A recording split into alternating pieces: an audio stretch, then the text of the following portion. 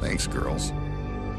This wraps up another one. Next, the masked magician exposes the secrets to the levitation trick street magicians don't want you to know.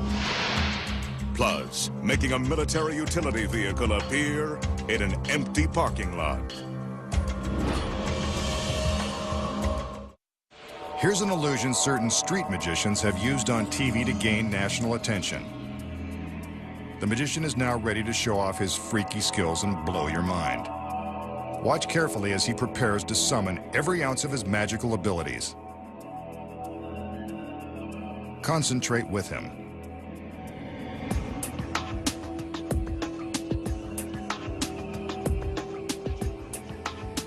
Using only the power of his mind, the magician causes himself to rise up off of the floor. No wires, no hydraulic lifts, just extreme concentration and the power to cloud your mind. Truly freaky. Or is it? So, how does the magician use his mind to make himself rise up into the air? He doesn't. The secret is hidden in his pants. His trouser leg is designed to break open so that he can step out of it. His shoe has also been cut so his foot can easily slip out undetected.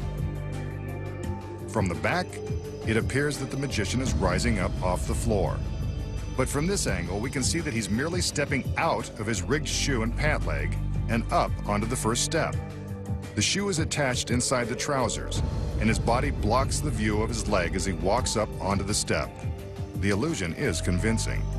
To prevent the shoe from dangling in midair, it contains another secret. Small strips of black Velcro are attached to the inside edges of the heels. When he stands with his feet together and pretends to concentrate, he's really attaching his shoes together.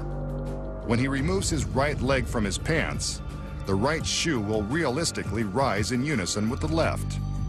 From the front, we can see that his left shoe is controlling the movement of the right, making it look like both feet are rising off the floor side by side.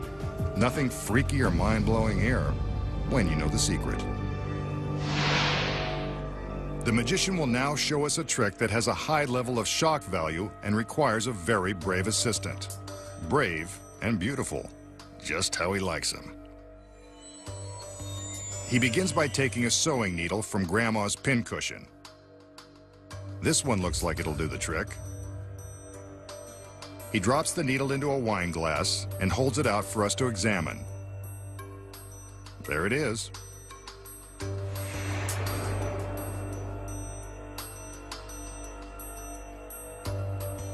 Now for the wine.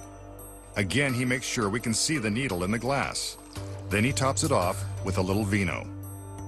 He wipes the glass on the napkin, but he's not going to drink it. This is why he needs a brave assistant. She seems willing, almost too willing, to taste the grape. Remember, this is a dangerous trick and you shouldn't attempt it at home. The girl downs the wine and needle like a champ. She swallows without a struggle. The needle isn't inside the glass, so it must be inside of her.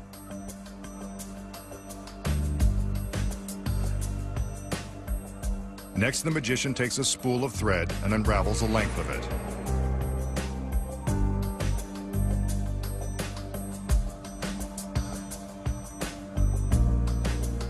The girl gives her approval, so the magician breaks off a piece.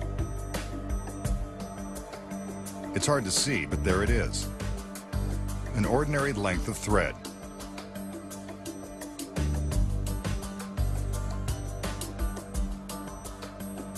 He gathers the thread into a small wad and hands it to the girl.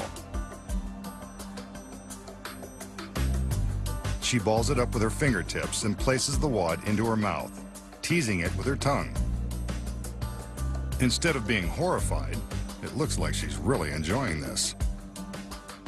Obviously, the magician has tapped her dark side.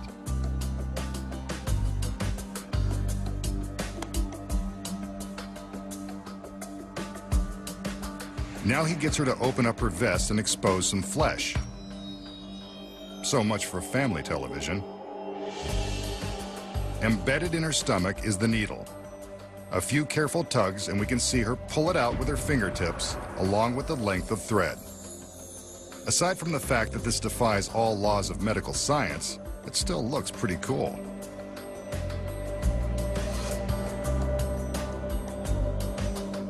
And there it is, the needle and thread ripped from the stomach of a beautiful girl who likes her wine.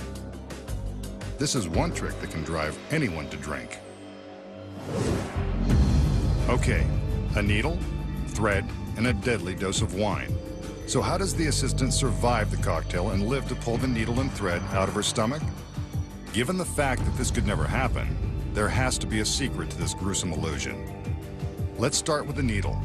It's real and sharp, therefore the girl never lets it near her lips. The magician drops it into the glass, but it doesn't stay there for long.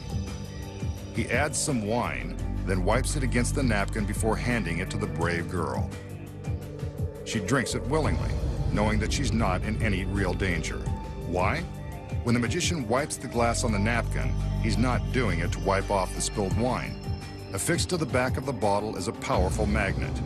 When he wipes the glass against the napkin, the powerful magnet attracts the needle, causing it to jump out of the glass and stick to the napkin. Here it is in slow motion. See it jump?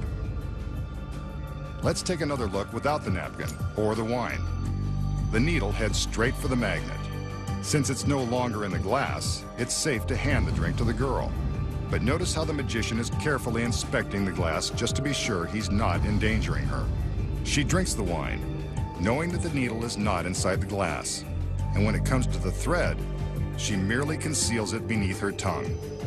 But what about the needle and thread she pulls from her stomach? The secret to this grisly illusion is even more elaborate. It looks real, but that's not her skin. Before the trick began, a special effects makeup artist used this jar of liquid latex to simulate skin. How's that for a bare canvas? When the latex is dry, it will be covered with makeup. See? It's barely visible. Next, a duplicate threaded needle is carefully inserted into the latex skin, and everything gets covered by more makeup and her costume. When she lifts her vest to give us a peek, we see that the needle and thread are in place and ready to go. During the trick, she simply pulls the needle through the latex and the thread follows, giving the illusion that she's somehow managed to pull them from her stomach. Street magicians have convinced their audiences that this is an impromptu bit of real magical powers, but now we know the elaborate preparation involved.